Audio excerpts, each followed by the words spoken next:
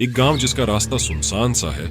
रास्ते में कोई इक्का दुक्का ही घर दिखाई दे रहा है, मगर हाँ, गांव के रास्ते पर चलते दूर बहुत सारे कच्चे घर दिखाई दे रहे हैं। शायद गांव अब भी दूर है। एक औरत जिसने हरे रंग की साड़ी पहनी हुई है, वो उन्हीं रास्ते के 2 मकानों में से एक मकान में अपनी 8 महीने की बेटी के साथ रहती है। उसका पति गरीबी के चलते कमाने के लिए शहर चला गया था, ये कहकर कि यहाँ काम नहीं है, लेकिन 6 महीने हो गए वो लौट कर नहीं आया।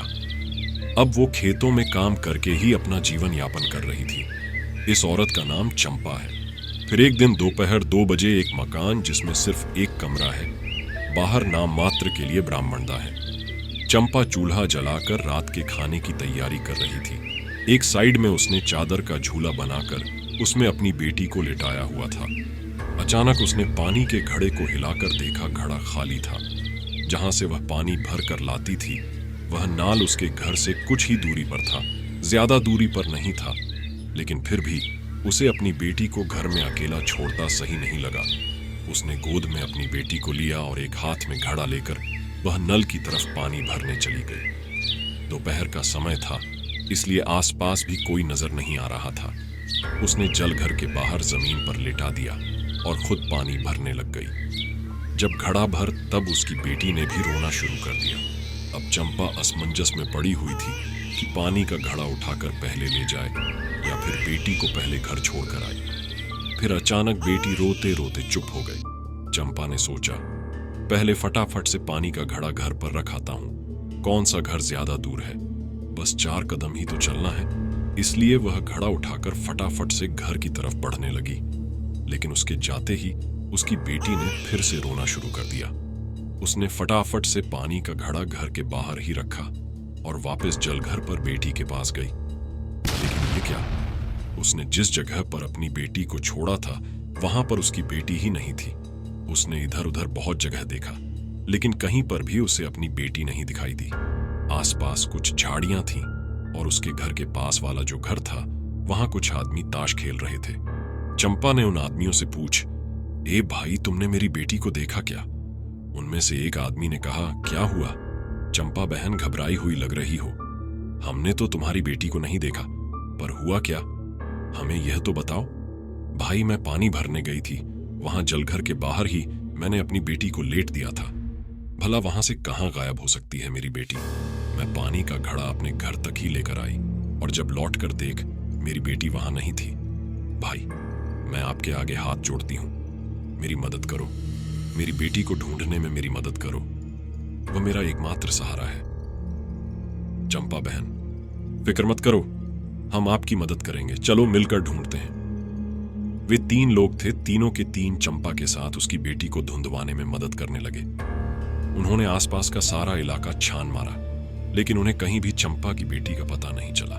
वे तीनों आदमी थक चुके थे। उन्होंने चंपा को सलाह दी कि वह अब थाने में जाकर रिपोर्ट दर्ज करवा दे, अब पुलिस ही कुछ कर सकती है। चंपा पैदल ही थाने की तरफ भागती है। गांव के बाहर जाकर पुलिस चौकी थी, वह वहां गई और दरवाजे से ही हाथ जोड़कर कहने लगी, दरोगा जी, मैं आपके आगे हाथ जोड़ती हूं, मेरी बेटी को ढूंढ कर ला दो। दरोगा बांके कहता है, 1 मिनट पहले आराम से बैठो और बताओ क्या हुआ। ये लो, पहले पानी पी लो, तुम अकेली चली आ रही हो, घर से कोई और नहीं आया तुम्हारे साथ। साहब, मेरी 8 महीने की बेटी है, मैं उसे जलघर के बाहर लेटाकर पानी भरने लग गई। जब तक पानी भर रहा था वह मेरी नजरों के सामने ही थी। मैंने सोचा कि मेरा घर कौन सा ज्यादा दूर है, बस थोड़े कदम चलकर ही है। इतना मैं घड़ा रखकर आऊंगी तो वापस अपनी बेटी को ले जाऊंगी। लेकिन साहब, घड़ा रखकर वापस आई तो मेरी बेटी वहां नहीं थी। कैसी औरत है तू? तेरे अंदर दिमाग नाम की चीज नहीं है। 8 महीने की लड़की को तू जलघर के बाहर छोड़ आई। अब क्या पता किसी कुत्ते ने उसे उठा लिया हो। नहीं साहब, मैं सच कह रही हूं, इतनी देर में कुत्ता कहां से आ जाता, और मुझे पूरा यकीन है उसे कुत्ते ने नहीं उठाया होगा। मेरे घर और जलघर के बीच में इतना बड़ा फासला नहीं है, और मैंने तो गांव के कुछ आदमियों के साथ मिलकर उसे हर जगह ढूंढा। तेरी बच्ची का कहीं पता नहीं चला। अगर कुत्ता उठाकर ले ज्यादा तो हमें कुछ तो मिलता। हमने बहुत दूर दूर जाकर ढूंढा साहब। ठीक है, हम जाकर देखते हैं। नटवर, जोशी, तुम दोनों हमारे साथ चलो, देखते हैं क्या माजरा है। पुलिस की गाड़ी आती है और सबसे पहले जल घर के पास रुकती है। गाड़ी से दोनों हवलदार और बांके आसपास काफी खोजबीन करते हैं, लेकिन उन्हें कुछ भी नहीं मिलता। उसके बाद में चंपा से पूछते हैं, वह लोग कहाँ हैं जिन्होंने तुम्हारे साथ मिलकर तुम्हारी बेटी को ढूंढा था?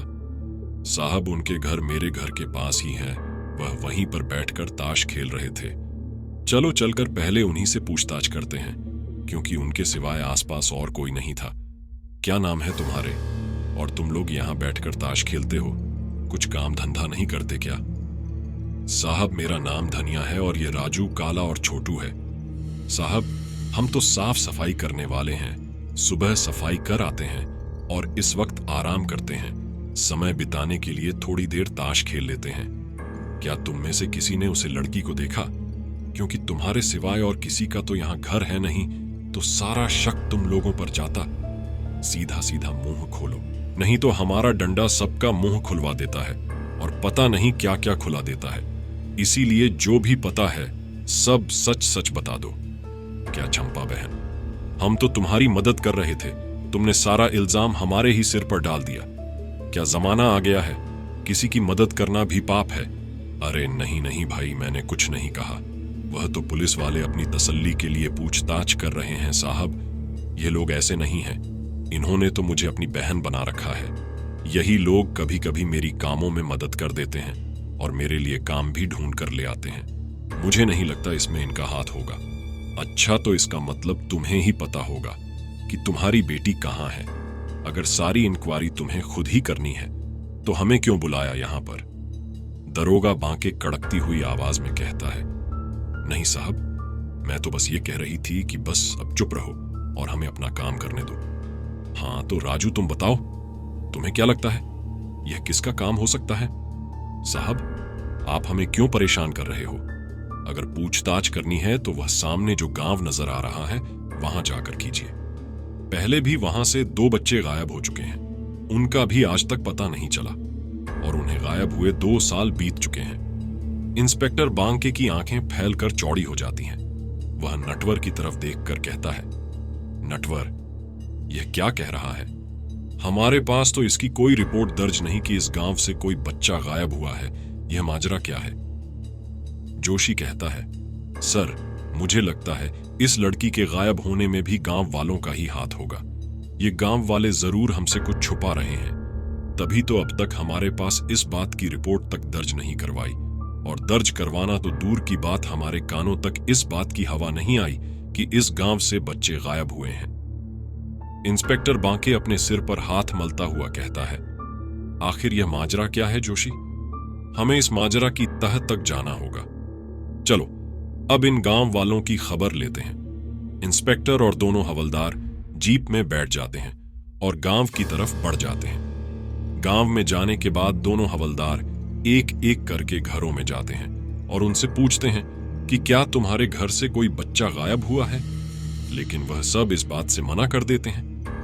इंस्पेक्टर बैंक अभी भी अपनी जीप के बाहर खड़ा था और जहां उसने जीप खड़ी कर रखी थी उसके साथ में ही एक घर था। वे लोग अभी तक उस घर में नहीं गए थे। नटवर और जोशी दोनों इंस्पेक्टर के पास आ जाते हैं और कहते हैं, साहब, सब कह रहे हैं कि उनके घर से कोई बच्चा गायब नहीं हुआ, पर एक बात तो है, यह लोग कुछ तो छुपा रहे हैं, क्योंकि यह ज्यादा बात नहीं कर रहे।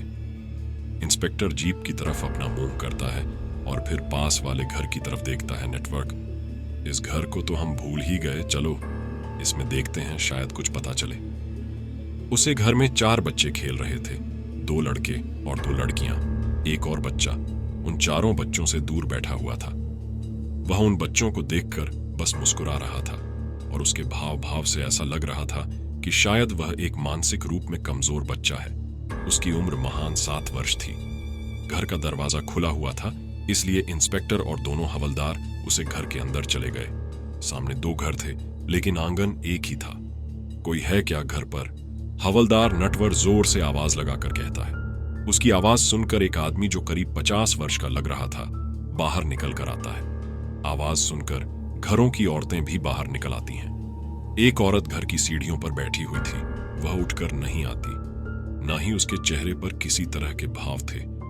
लेकिन ऐसा लग रहा था मानो उसके चेहरे पर किसी बात को लेकर गुस्सा था। दरोगा बांके कहता है, आपका नाम जान सकता हूं? वह आदमी कहता है, मेरा नाम गोवर्धन है। जी कहिए, आपको हमसे क्या काम है? दरोगा कहता है, हम इस गांव में पूछताछ कर रहे हैं। हमें पता चला है कि इस गांव से बच्चे गायब हुए थे कुछ साल पहले। की कहानी अगले पार्ट में देखते रहिए, सिर्फ और सिर्फ खट्टा लींबू पे। प्यारे दोस्तों, वीडियो को लाइक और सब्सक्राइब करना ना भूलें।